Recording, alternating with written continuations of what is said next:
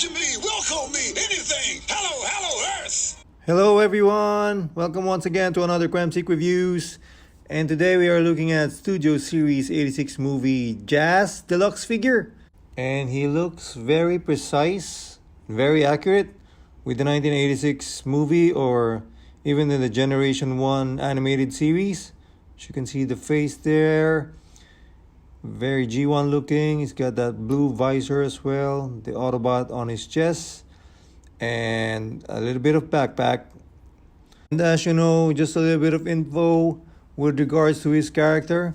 Well, he was voiced by Scatman Crothers, who happens to be also the guy in The Shining, the chef guy there. And it seems that Jazz is one of his last voiceover works because he passed in 1986. And they used his voice even until 1987 during the last series where Jazz appeared in the season 3. So as we all know, Jazz is Earth lover, so he his designation on Earth. And also, as we know, he's the second in command during the first season with the Autobots. So as you can see here, it doesn't come with any wings or shoulder cannons, unlike in the toy. So they're following as much as accurate as they could be with the animated series. And as we all know, he's one of the most beloved characters in the Transformers franchise as well. And here he is with Netflix version of Optimus Prime Earthrise series and Cliff Jumper. He's Moonbase 1 companion, where they both got sucked up by Unicron in the first attack at Cybertron. And here he is with Deluxe Cup and Hot Rod. And as you can see, Jazz is a little bit shorter compared to these two, but they're basically on the same series, the Studio Series line for the 86 movie. So as you can see here, it's a bit shorter. Even if I put his legs up more closer, yeah, he's really shorter compared to these two. But he's the exact size of the deluxe figures in Earthrise series as well. So yep. And as you can see here, it comes with a single gun as an accessory. And now we look at his articulation. His head rotates. His arm swivels outwards. And you can also move that and tilt that a bit forward, upward. And there's a leg elbow fold as well. And there's no wrist rotation. There's waist rotation as well. The legs move forward. You can also rotate the thighs. And also the knee folds as well. And a bit of ankle tilting as well, so you could move the legs further to the front and to the back as well a bit. As for the shoulders, you can tilt them upwards if you want to, because it's built that way when the wheels are inside his torso. So now let's try to transform him. First we remove the accessory. You pull out the tabs that's holding the middle part of the torso. Then you spread out the backpack where the doors and the roof of the car is located. So you have to be very careful with spreading them outwards, especially the back part of the roof. I feel that it's a bit fragile, I think. And you also have to rotate once again and make sure that the lower part of the torso is facing upwards on the roof. So you have to watch that as well. And then you flip in the head towards the body and pull out the hood of the car and slide in the windshield further up front so that you could align it in the hood. And then you rotate it once again, the waist, so that you could align the wheels and the lower part of the leg and slide it inwards with the upper part of the leg. Tilt the feet or the toes upwards and clip those together with the spoiler. As you can see, there's a peg there that holds it together with the legs as well, so you have to clip it in. And then you rotate the shoulders so that the front wheels would spring out from the side of the car.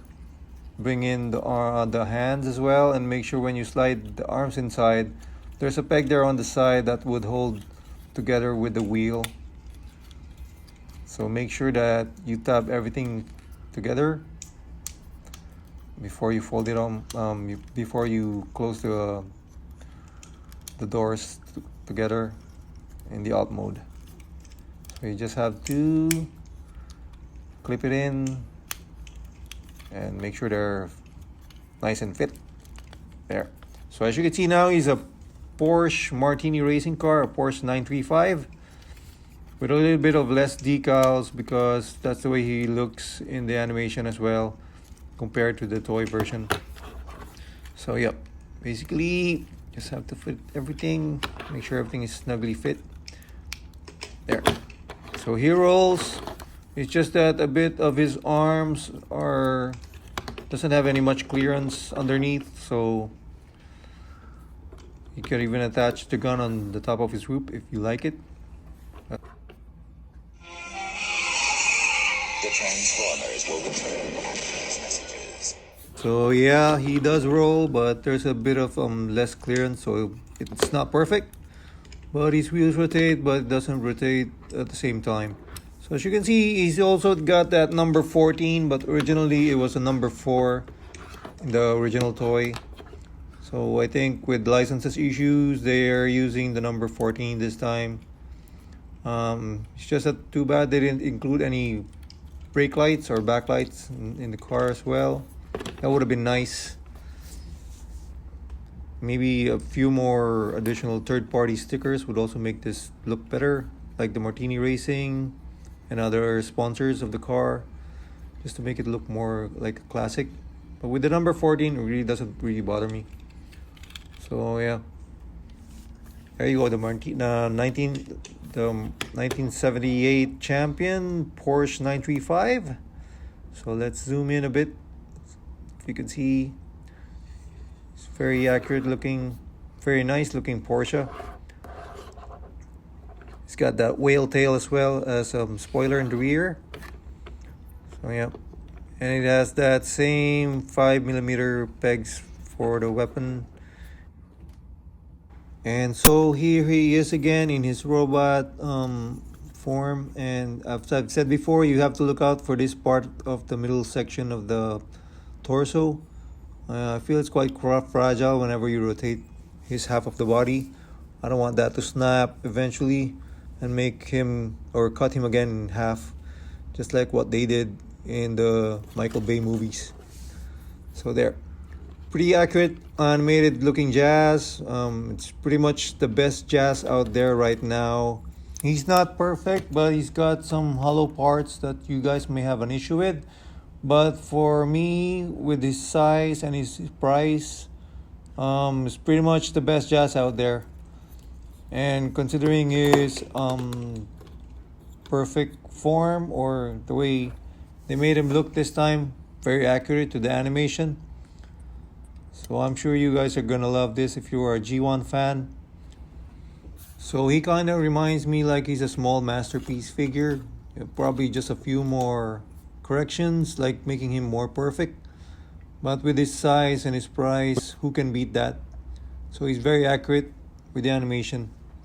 So here he is in my stand figure display, just to show that you could also attach it from behind him. So hopefully you guys enjoyed my review once again, and thank you for subscribing to Crime Seeker Reviews channel. Keep up with those comments as well, they're very encouraging. Till next time.